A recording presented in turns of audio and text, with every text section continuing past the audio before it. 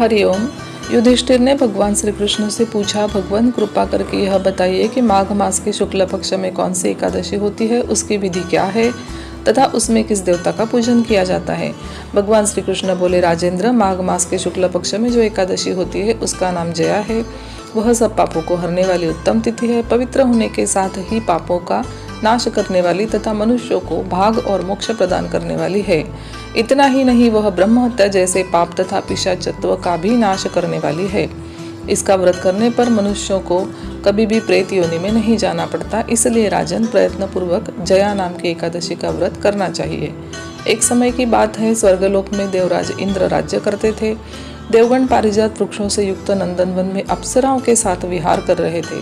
50 करोड़ गंधर्वों के नायक देवराज इंद्र ने स्वेच्छानुसार वन में विहार करते हुए बड़े हर्ष के साथ नृत्य का आयोजन किया। गंधर्व उसमें गान कर रहे थे, जिनमें पुष्पदंत, चित्रसेन तथा उसका पुत्र, ये 3 प्रधान थे। चित्रसेन की स्त्री का नाम मालिनी था। मालिनी से एक कन्या उत्पन्न हुई थी जो पुष्पवंती के नाम से विख्यात थी।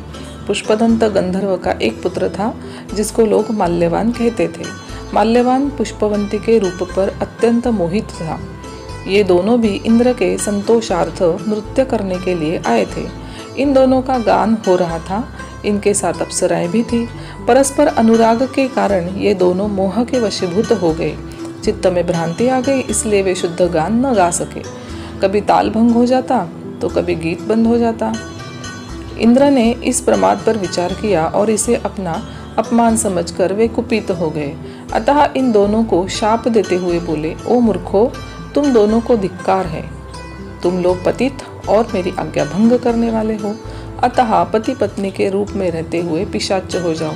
इंद्र के इस प्रकार शाप देने पर इन दोनों के मन में बड़ा दुख हुआ। वे हिमालय पर्वत पर चले गए और पिशाच योनि को पाकर भयंकर दुख भोगने लगे। शारीरिक पातक से उत्पन्न ताप से पीड़ित होकर दोनों ही पर्वत की कंदराओं में विचरते रहते थे। एक दिन पिशाच ने अपनी पत्नी पिशाची से कहा, हमने कौन सा पाप किया है जिससे यह पिशाच योनि प्राप्त हुई है। नरक का कष्ट अत्यंत भयंकर है तथा पिशाच योनि भी बहुत दुख देने वाली है। अतः पूर्ण प्रयत्न करके पाप से बचना चाहिए। इस प्रकार चिंतामग्न होकर वे दोनों दुख के कारण सूखते जा रहे थे। दैवयोग से उन्हें माघ मास के शुक्ल पक्ष की एकादशी की तिथि प्राप्त हो गई। जया नाम से विख्यात वह तिथि सब तिथियों में उत्तम है। उस दिन उन दोनों ने सब प्रकार के आहार त्याग दिए, जलपान तक नहीं किया, किसी जीव की हिंसा नहीं की, यहाँ तक कि खाने के लिए फल तक नहीं काटा। निरंतर दुख से युक्त होकर वे एक पीपल के समीप बैठे रहे। सूर्यास्त हो गया। उनके प्राण हर लेने वाली भयंकर रात्रि उपस्थित हुई। उन्हें नींद नहीं आई। वे रति या और कोई सुख भी नहीं पा सके। सूर्योदय हुआ, द्वादशी का दिन आया। इस प्रकार उस पिशाच दंपति के द्वारा जया के उत्तम व्रत का पालन हो गया। उन्होंने रात में जागरण भी किया था। उस व्रत के प्रभाव से तथा भगवान विष्णु की शक्ति से उन दोनों का पिशाचत्व दूर हो गया। पुष्पवंती और माल्यवान अपने पूर्व रूप में आ गए। उनके हृदय में वही पुराना स्नेह उमड़ रहा था। उनके शरीर पर पहले जैसे ही अलंकार शोभा पा रहे थे। वे दोनों मनोहर रूप धारण करके विमान पर बैठे और स्वर्गलोक में चले गए। वहां देवराज इंद्र के सामने जाकर दोनों ने बड़ी प्रसन्नता के साथ उन्हें प्रणाम किया। उन्हें इस रूप में उपस्थित देखकर इंद्र को बड़ा विस्मय हुआ। उन्होंने पूछा, बताओ, किस पुण्य के प्रभाव से तुम दोनों का पिशाचत्व दूर हुआ है। तुम मेरे शाप को प्राप्त हो चुके थे, फिर किस देवता ने तुम्हें उससे छुटकारा दिलाया है। माल्यवान बोला, स्वामिन, भगवान वासुदेव की कृपा तथा जया नामक एकादशी के व्रत से हमारा पिशाचत्व दूर हुआ है। इंद्र ने कहा, तो अब तुम दोनों मेरे कहने से सुधापान करो।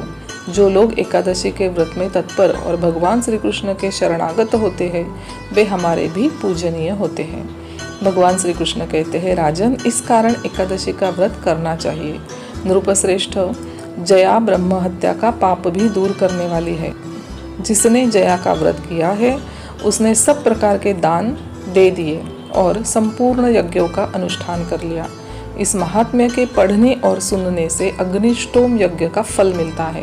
व्रत खोलने की विधि, द्वादशी को सेवा पूजा की जगह पर बैठकर भुने हुए 7 चनों के 14 टुकड़े करके अपने सिर के पीछे फेंकना चाहिए मेरे 7 जन्मों के शारीरिक, वाचिक और मानसिक पाप नष्ट हुए।